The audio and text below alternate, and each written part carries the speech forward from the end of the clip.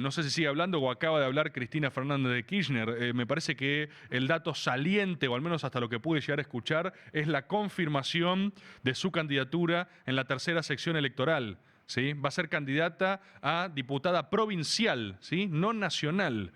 Las implicancias de eso son una ultra especificación en la campaña, una especie de gran concentración y trinchera, ¿no? Un atrincheramiento de ese peronismo, con la posibilidad de que si sucede lo que uno creería que va a suceder, que es una victoria del oficialismo en las elecciones, vos puedas terminar con una imagen donde Cristina sea literalmente el último foco de resistencia en la tercera sección electoral. Ya se parece bastante a Mordor, ¿sí? O sea, estás muy retraído para atrás, es el último bastión orco, tercera sección electoral, de acá nos van a sacar muertos, ¿sí? Y la interna también supongo que se profundiza. Esto es rápido, al calor de una declaración que ni siquiera terminé de escuchar, ¿se entiende? Pero estamos oficialmente en esas definiciones ahora, así que ha subido muchísimo el precio de la tercera sección electoral. ¿Quién se va a enfrentar en ese sector a ella? ¿De qué manera se configurará el oficialismo? Y después, ¿quiénes van a ser los candidatos en las elecciones nacionales? No se olviden que después tenemos diputados, tenemos senadores, o sea, y en esa no competirá. Vamos a tener una Cristina Kirchner discutiendo legislación provincial. Es una locura, ¿eh? Va a ser realmente una locura. ¿Qué significa eso? ¿Qué implicancias tiene eso también, no? Una Cristina que dijo desdoblar es un error, ¿no? Algo que piensa en privado, ya ha trascendido por absolutamente todas partes, pero ahora lo ratifica como diciendo, bueno, desdoblamos, voy a fondo, profundizo. Es tremendo eso, ¿eh? Es tremendo. Pero no he visto... purga todo, me siguen diciendo acá. Me hablaron dicen que hay rumores de Guillermo Moreno, ¿no? De candidato también en una lista integrada, que lo estaban negociando ahí con la Cámpora también. Ojalá, me alegraría, sería una forma, pero me parece que ahí sí lo están hablando para diputados nacionales, ¿no? No Congreso, no legislatura provincial. No sé, realmente no lo sé. El otro gran factor coyuntural, si se quiere, es que Milei mantuvo una encarnizada discusión con un nene con autismo, ¿sí? Miren, les voy a ser honesto, se me ocurrió un chistazo para hacer con esto, pero después de meditarlo bastante, me di cuenta que estaba bastante en offside. Así que lo que voy a hacer es hacer silencio y dejar que ustedes imaginen qué es lo que tengo para decir.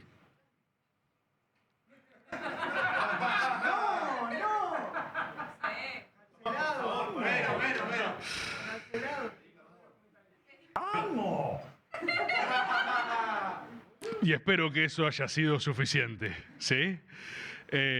No, impresionante, impresionante. La acusación de Necuca al nene. No voy a seguir. Chistazos, chistazos. Pero creo que pueden imaginar lo que tengo para decir en este caso. El otro gran factor es que el universo desatado de la generación artificial de discursos realmente ya he visto reproducidos rebords de divordiales que están muy cerca, muy cerca de parecer reales. Y ya está claro que no podés combatirlos. Entonces creo que lo más razonable que puedo hacer es multiplicar los rebords. Que exista un rebord digital para validar prácticamente cada línea, ¿sí? Todas en simultáneo, todas a la vez. Y eso seguramente no salga mal, ¿sí? ¿Qué pienso también? Vamos a enganchar un poquito de la vez pasada para pensar. Ah, y otro breve comentario, una nota al pie, notísima al pie, es así como estoy estudiando Warhammer, salieron estos otros locos Trench Crusade. Esto es todo universo Warhammer 40K, pero, o sea, no es de Warhammer esto, es como una especie de parafilia alternativa de la misma cosa, ¿sí? De la misma obsesión. Gordos y muñequitos, ¿eh? Voy a resumirlo en gordos y muñequitos, pero muy buen lore. Muy buena construcción de escenarios, muy interesante. Así que estoy tratando de estudiarlo, de investigarlo. Esto solo lo digo como para que tengan en cuenta en qué ando, básicamente. ¿Qué hablamos la vez pasada? Y que me parece interesante seguir desprendiendo como un hilo de eso, que eso sí creo que hay algo, y eso sí creo que hay algo de lo cual podríamos charlar nosotros un poco acá, en esto que son los lunes, ¿no? En esto que es nuestro momento ritual de pensarnos un poco, de pensar cómo estamos. Hablábamos la vez pasada de esta especie de gran sistema de mundo dedicado particularmente a la idea de validar una no comunidad, ¿no? Una especie de sacralización del individuo al máximo, que tiene varios frentes, ¿no? Varios cables por los cuales se enchufa y se retroalimenta. Uno es, por supuesto, el individualismo del mismo sistema de reproducción capitalista devenido en un consumismo al máximo, ¿no? ¿Cómo puedo venderle más bienes y servicios a las personas prescindiendo de si los necesitan o no, ¿no? Este es un sistema de mundo al cual le viene bien la idea de la no comunidad, que es nosotros somos individuos que consumen, nuestro único rol es consumir, vivir es consumir. Eso, subámosle el volumen al máximo. Otra cosa por la cual se ofendieron mucho, le pegué bastante al psicoanálisis, ¿no? Me refiero al mal psicoanálisis, ¿eh? No se pongan todos como loquitas. Sé que a vos terapia te hizo súper bien, súper bien. Y lo haces hace 9 años.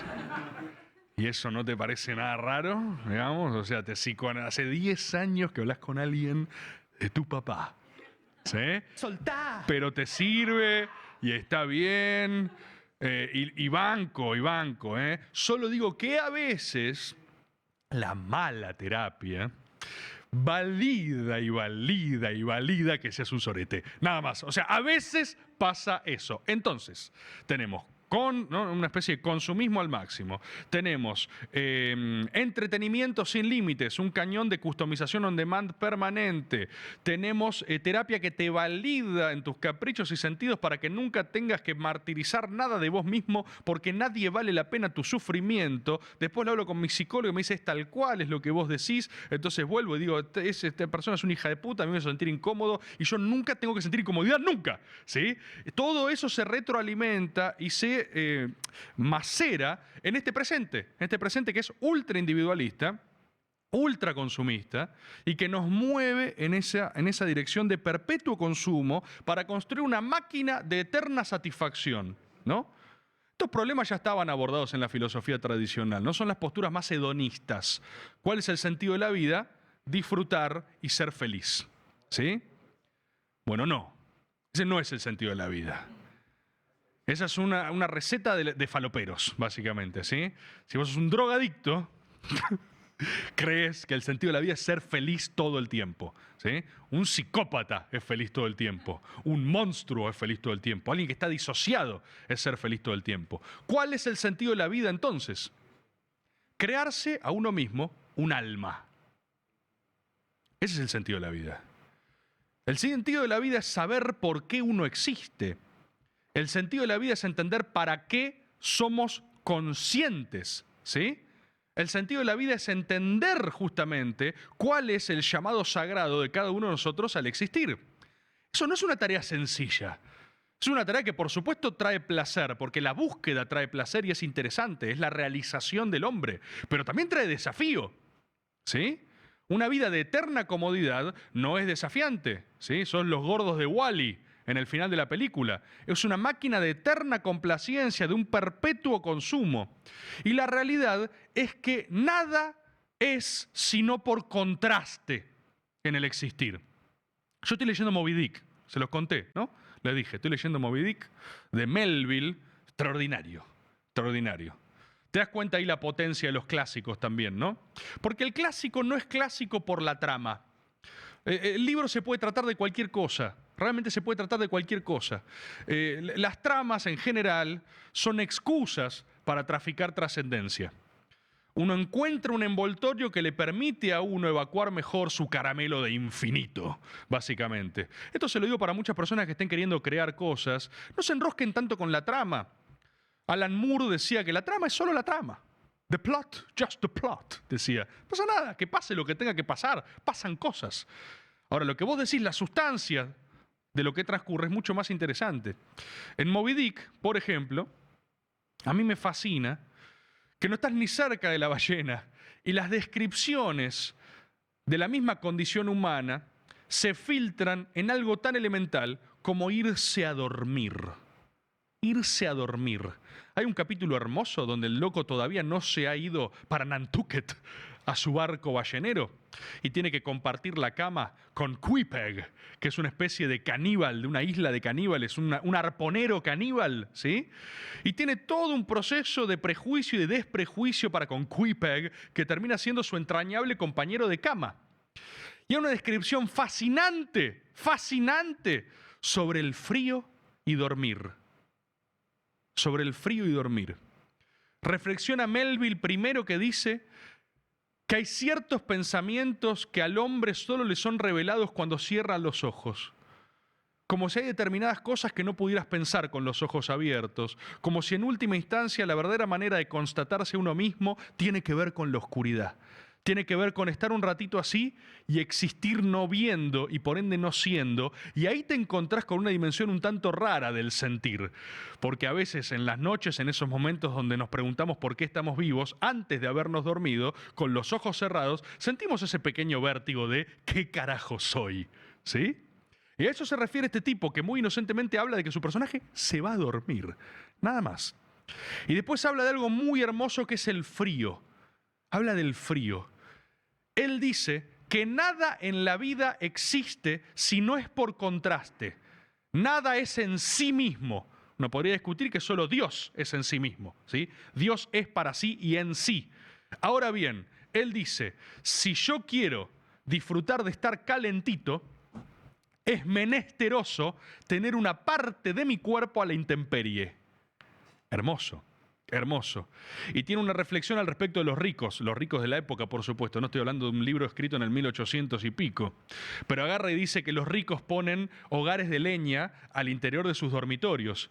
Y tiene una expresión muy hermosa porque dice que el calor en el dormitorio de los ricos es uno de los lujosos displaceres de la opulencia.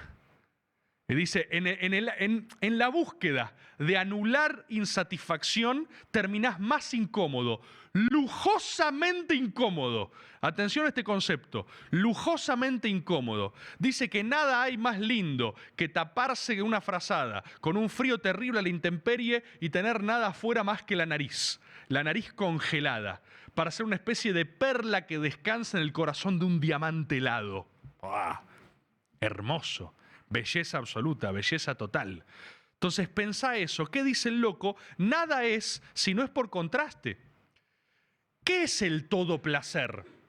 Si uno en la vida busca el todo placer, ¿no? Llego a mi casa, me fumo un porrito. Eso sos vos. Ahora. ¿Qué está bien con eso? Está todo bien. Está todo bien con tu psicoanálisis y tu porrito. Ahora bien, ¿qué le pasa? ¿Qué le pasa al hombre y a la mujer del siglo XXI que vive en esta sociedad que te exaspera, pero que te exacerba el culto al individuo? Si nada hay por fuera de tu placer y tu búsqueda de placer inmediato, ¿por qué te pensás que estás tan deprimido a los 35 años? ¿Por qué estás tomando pastillas? ¿Por qué tomás ansiolíticos? ¿Sí? ¿Por qué? ¿Por qué? Oh, pará, rebord. Estoy apenas arrancando mi porrito. Eso, vos. Oh, pará que estoy terminando mi sesión de terapia a la vez que escucho la divorciada. Oh, estoy tan psicoanalizado y drogado a la vez. Oh. Ese sos vos. Ese sos vos ahora. Y yo sé que ese sos vos. A mí no me engañás, A mí no me engañás. ¿Qué busco con esto? ¿Qué busco con esto? Que nada es sino por contraste. El todo comodidad, la máquina de la eterna complacencia, es todo incomodidad. El todo placer es todo displacer. No puede ser otra cosa. No puede ser otra cosa. Y por supuesto que los impulsos, ¿no? Nuestra propia intuición, nuestra construcción biológica nos lleva a la búsqueda de placer. Desde nuestro más profundo primitivismo, éramos cavernícolas y había un calentito y hacíamos, calentito, ¿sí? Eso está programado porque la vida era mucho más hostil que antes. Ahora no necesitas tanto calentito, ¿se entiende? Y el calentito es un poco de entretenimiento dopamínico y vos querés más dopamina y querés liberarla más y ahora no te pega igual, entonces te fumás 2 porritos con la Dibordial. Y te tomás una loca cervezubi, Estás tirando tu vida al tacho. Tiene ribetes inesperados esta Dibordial. ¡Despertate! ¿Qué estás haciendo con tu vida? ¿Estás fumando unos porritos? Fumarte un porrito está bien. Pero tiene que ser uno, tiene que ser una vez. ¿Te acordás cuando era especial? ¿Te acordás cuando era especial para vos? ¿Te acordás? ¡Uy! Me fumé un porrito. Estoy loco. Lo hice una vez y después fui a laburar. ¿Sí? Uy, hice esto. Sentí, papá, basta, me ponen acá. ¡Una vez! Porque nada es sino por contraste. ¿Sí? De la misma forma que todo restricción es infelicidad. El todo restricción, una especie de culto asceta, ¿no? Un monje tibetano en la cima del monasterio Agob, ¿no? Restringido de sus estímulos y sentidos, es una vida de mierda. Por eso, la búsqueda incesante tiene que ser hacia la armonía, hacia el equilibrio. Y por eso es un desafío hoy en nuestra realidad. Eso es un desafío en nuestra vida. Y eso es un desafío para el individuo y para la persona. Y me parece que es un buen marco para entender este presente que está tan lleno de trampas dopamínicas por doquier. Porque te lo quieren vender, te quieren satisfacer y vos no querés sufrir y al mismo tiempo te lo validan y te lo valida tu sistema y los vínculos que no te sirven los cortás, que ya esta Divordial te está hostilizando. ¿Querés cortar con la Divordial ahora también? Háblalo en terapia, a ver qué te dice. ¿Sabes qué me dijo Rebord? A través de una pantalla, ¿entendés? Y es así. Y funciona así. Al menos si uno no tiene este diagnóstico sobre este presente y no ve estos estímulos puestos adelante, nunca va a poder cambiarlo en ningún sentido. ¿Quién no perdió un día entero mirando el celular? ¿Quién no se perdió en esas pantallas? ¿Se entiende? Me parece que son pequeñas cosas que hay que empezar a ver cómo reconfigurar. Y me parece que ahí la clave tiene que ver con un verbo que es crear, la creación. La creación, en todos los sentidos, requiere determinados presupuestos, porque la creación requiere de un estado particular del alma, es decir, requiere de ciertas condiciones de confort, de bienestar, de belleza, aunque a veces hay creaciones que se hacen en Vietnam, en el medio de la oscuridad. Justamente ahí la creación te salva. Pero uno necesita un cierto equilibrio alquímico para crear algo hermoso, pero también necesitas disciplina. También necesitas agarrar y decir, tengo que hacer esto de determinada manera. Y este es el principal motivo por el cual fracasás en todo lo que haces. ¿Sí? No estás dispuesto a cortar con alguno de estos chorros de estímulo. Si vos no frenás ahora, vas a ser un fracasado. Lo cual me lleva a una pregunta que me estaba haciendo también. Me lleva una pregunta. Mañana empiezo cerámica, gordo. ¿Me pongo acá? ¿Qué pienso? ¿Qué pienso con esto? Tengo una pregunta que quería traerles. ¿Qué es superior, si cabe el término? ¿El arte o la política? ¿Qué es? ¿Qué es? El arte dicen acá. ¿La política dice alguien? Sí, ahí me contestó uno que viene así todo, escucha a Perón y me dice, la política es un arte. Está bien, la política es un puto arte. Yo también leí a Perón y también vi esos putos videos. ¿Se entiende lo que estoy tratando de decir? La política es un arte. Breve explicación. ¿Por qué la política es un arte? La política no es ciencia aplicada y mecánica, ¿sí? No tiene un método lógico ni inductivo ni deductivo. No atravesás algo por determinadas variables fijas y tenés una conclusión. La política es un arte porque el intérprete de la política tiene principios y directrices que ejecutar con un margen de creatividad. Es decir, el artista hace a la obra, sea esta la política. ¿Sí? Habiendo hecho esa aclaración, entienden a lo que me refiero, ¿sí? ¿Qué creen entonces? Coexisten, dicen acá. No hay arte sin política. Son insoportables, boludo. Son realmente todos insoportables. Todo el chat es insoportable. El arte sin duda, dicen acá.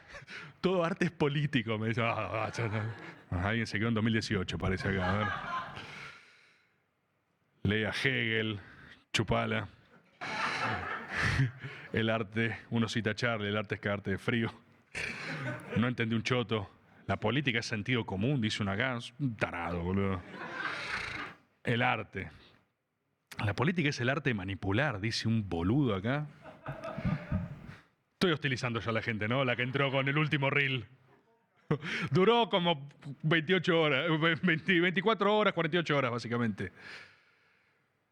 Sin arte no hay vida, el arte crea sentido. ¿Qué es superior? Es muy interesante, esta discusión es muy interesante.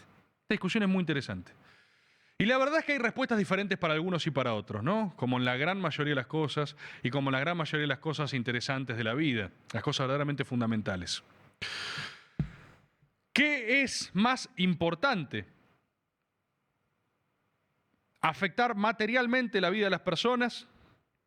¿No? Cambiar la historia, ¿no? Cambiar el presente, que no es sino la historia del mañana, ¿eh? O también afectarlas de otra manera, escribir un libro, una película, ¿sí? ¿Cuál incide más? ¿Cuál es la naturaleza humana? ¿Dónde se realiza más el alma? ¿A qué se refiere una cosa de otra? Les pregunto algo más.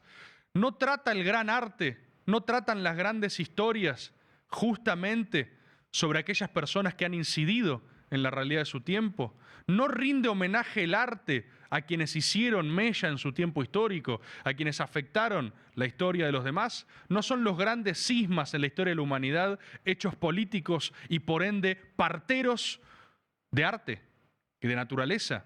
Muy interesante esto, ¿eh? Es muy interesante. ¿Qué cambia más al mundo, una gestión o un cuento? ¿Qué puede cambiar más al mundo? Por supuesto es una trampa la pregunta, ¿sí? Se requieren, se necesitan. Por supuesto que es verdad que la política es un arte, por supuesto que se retroalimentan, pero después hay gente que dedica su vida a una cosa o a otras. Después no son tantos quienes quieren subsumir eso. ¿Cuántos Marco Aurelios hay? ¿Sí? Solo Nayib Bukele, que tiene en la descripción de Twitter Philosopher King. No sé si lo sigue teniendo. Yo lo leía cuando tenía el primer criptoestado del planeta Tierra, Philosopher King. Marco Aurelio. ¿Quién busca eso? ¿Quién sigue buscando eso en la actualidad? El arte es innegablemente poderoso. Si uno leyera a Marechal, una persona atravesada singularmente por el arte y la política, que para mí hasta cierto punto en su arte y en su literatura, Marechal hasta padece esta pregunta. Padece este cuestionamiento. Los personajes de Marechal, ¿no? El Adán Buenos Aires, está en conflicto con a qué rinde culto. Y muchas veces él, como profundo hombre político, asigna a la política un atril inferior al del arte. Dice, ¿no? Chesterton tiene muchas frases similares, ¿no? Como si el arte rindiera culto a un lugar superior, a la trascendencia, a la verdad, a la fe, e inevitablemente la política se viera inmiscuida de servir a cierto interés, y eso de repente la pone ruin, ¿no? Al mismo tiempo me parece un poquito gorila esto, ¿no? Servicio a un interés. Pará. ¿Qué te pasa, goriloncio? Es muy interesante, es muy interesante. Y al mismo tiempo es innegable que el dinamizador del alma humana son los grandes relatos de la humanidad. Nuestras grandes historias, las historias de la aldea del mundo, nuestros mitos, nuestros héroes, nuestras heroínas, ¿no? Son los que nos permiten a nosotros imaginarnos y soñarnos y proyectarnos más allá. Son los que permiten respondernos a la pregunta que yo les dije, ¿cuál es el sentido de la vida? Construirse uno mismo un alma. Esa tarea es imposible sin arte. Por ende, es imposible cumplir un propósito existencial sin ser atravesado por el arte. El ser humano que se niega al arte, que no le gusta, es un ciego, o sea, le falta una porción de la condición humana, de la misma existencia. Yo creo igualmente que no hay posibilidad de existencia sin arte, ¿eh? Lo que pasa es que algunas personas lo nombran diferente. Para algunos el arte será el fútbol. Y ven ahí esa manifestación de lo sagrado, de la belleza que necesitan y donde viven. Yo creo eso, al menos. Yo creo eso. Pero me permito preguntarme, en este contexto, en esta coyuntura, en este presente y en este siglo XXI, ¿no? Que nos atonta los sentidos, que nos pone un casco de realidad para limitarnos en burbujas algorítmicas y dopamínicas, para aislarnos los unos a nosotros, tenernos lo suficientemente entretenidos discutiendo y tenerlos a la vez solos y asustados. Hay mucho miedo en el presente. La gente tiene miedo, está empastillada, drogada, con ataque de pánico, no se anima ni a socializar, a hablar con otros. Tenemos cagazo, es una locura. ¿Qué sino un gran hecho artístico podría romper este presente? ¿Y saben qué? Me pongo a pensar realmente, si pensamos en serio, la Divordial pasada hablé de Matrix. ¿Vieron que la cosa llegó a Matrix? Estaba viendo el otro día, arranqué a ver la nueva Rick and Morty. ¿Cómo arranca? ¿Cómo arranca? Con los mismos temas de la Divordial. ¿Cómo arranca? Con ellos enchufados a batería para cargar el celular. Chistazo. Estoy diciendo en los primeros 20 segundos, ¿eh? Chistazo. Me hablan de las últimas de Misión Imposible. Todavía no las vi, pero mucha gente vino a decirme, tenés que ver esta. Mirá allá, porque son la Divordial. Son la Divordial. ¿Ustedes piensan que eso es un accidente? No es un accidente. Tom Cruise no escucha las Divordiales. O quizás sí. Comiendo pochoclo, ¿no vieron ese video? Es muy monstruo Tom Cruise. Tom Cruise no escucha las Divordiales. Y sin embargo, ¿qué es esto? Esto es lo que está pasando en la noósfera. El gran ecosistema de ideas y sentidos, de los cuales algunos de nosotros solo somos vectores. Yo, que soy un profeta, soy un vector de la noósfera. ¿Sí? No sabía de qué iba a tratar Rick and Morty, por supuesto, y no vi las últimas Misión Imposible. Y sin embargo, estas ideas están en el aire porque son las que nos están atravesando como especie. Son las preguntas que nos estamos haciendo como especie. Y todavía no aparecieron las respuestas. Todavía no apareció el santo Tomás de Aquino de esta época que diga lo que le está pasando al alma en este momento de la historia de la humanidad es esto. Y la respuesta es esta. No apareció. Pero me gustaría que, si este es un espacio para ponderar reflexiones, instarnos mutuamente a que esa, me parece, es la más grande de las ollas al final del arco iris. Si alguien encuentra esa respuesta, es Santo Tomás de Aquino. Se juega mucho en interpretar el presente, ¿eh? La gente que correctamente ha interpretado su tiempo histórico han sido profetas, reyes, conductores de tele, no sé. ¿Sí? Por eso el Vaticano está pensando estas cosas también. Debería pensarlo el humano. Y las respuestas son políticas, son culturales, son artísticas. Yo pensaba el otro día, y dicho sea de paso, la Divordial de la semana pasada, de la cual esta es una natural continuación, estas son las únicas que no he hecho muchas continuado. Esta es parte 2. ¿Sí? Si Misión Imposible tiene Dead Reckoning y Final Reckoning, esto es Final Reckoning. ¿Sí? Entonces, ¿qué sucede? ¿Qué sucede? Si a esto se le encuentra una respuesta, el potencial de liberación del alma humana es altísimo. ¿Sí? Tiene el potencial catalizador de una nueva era de la humanidad. Esto es lo que yo creo. Y está ahí, le venimos dando vueltas hace unas par de décadas ya. Y pienso, el último gran hito cultural, cinematográfico, realmente, lo abro debate igual, podemos charlar acá después en comentarios, en las redes sociales o en la vida real. Creo que el último gran hito cultural realmente fue Matrix, El otro día me la puse a ver de vuelta. Creo que el último gran hito fue Matrix. Una postulación tan audaz que hasta el día de hoy volvés a encontrarle la vuelta. O sea, reaparece en Westworld, gran primera temporada. Sigue apareciendo en homenajes pop. Las sucesoras de Matrix, Matrix 2, Matrix 3, la cuarta de Matrix, que a la gente no le gustó, para mí fue buenísima. Black Mirror, o sea, todo sigue sobre ese mismo presupuesto arrollador y audaz, que es decir, esto no es real. Y no es real porque detrás hay un gran motor que nosotros mismos creamos y que generó esta irrealidad colectiva que nosotros estamos alimentando. Hoy por hoy ponele IA, ponele algoritmo, lo que hablamos la semana pasada. Me parece que ese fue el último gran hito. Me pregunto, ¿hay condiciones hoy para generar un hecho artístico de ese calibre? ¿Cuál va a ser la próxima Matrix? ¿Cuál podría ser la próxima Matrix? ¿Cuál podría ser una historia que no nos hayan contado como premisa? Algo que tenga la potencialidad de trastocar el precepto mismo de lo que nos pasa y asomar una respuesta, ¿no? Que siempre tiene que ver con lo mismo, descubrir lo verdadero, que no es otra pregunta que cuál es el sentido de la vida, que no es otra pregunta que es la más linda de hacerse cuando uno tiene tiempo y espacio y no lo abruma la coyuntura y no dice... Acá me están tirando muchísimas referencias extraordinarias, peliculones, pero de verdad creo, hagan el ejercicio de... o sea, si ustedes miran en detalle Wall-E, Cyberpunk, si ustedes miran en detalle esas cosas, en el fondo, están las ahora hermanas Wachowski, que dijeron algo que en ese momento estaba ahí e irrumpe como un volcán. Como un volcán irrumpe. Y eso es interesante. Y eso a mí me apasiona. Incluso me apasiona la pregunta. Incluso me apasiona la pregunta. Estamos en un momento apasionante para revisionar la ciencia ficción, porque se vienen proyectando estas preguntas. Pero no solo la ciencia ficción, la semana pasada hablamos también de filosofía clásica. Son estos los mismos problemas. The song remains the same, diría Led Zeppelin. No hay una cosa muy novedosa. Se trata de redescubrir lo que ya estaba ahí. Y sí creo igualmente que para animarse a contestar esta pregunta, valga la redundancia, de mínima hay que querer responderla. De mínima hay que querer responderla. Y para eso necesitamos salir de algunos lugares de facilidad de consumo.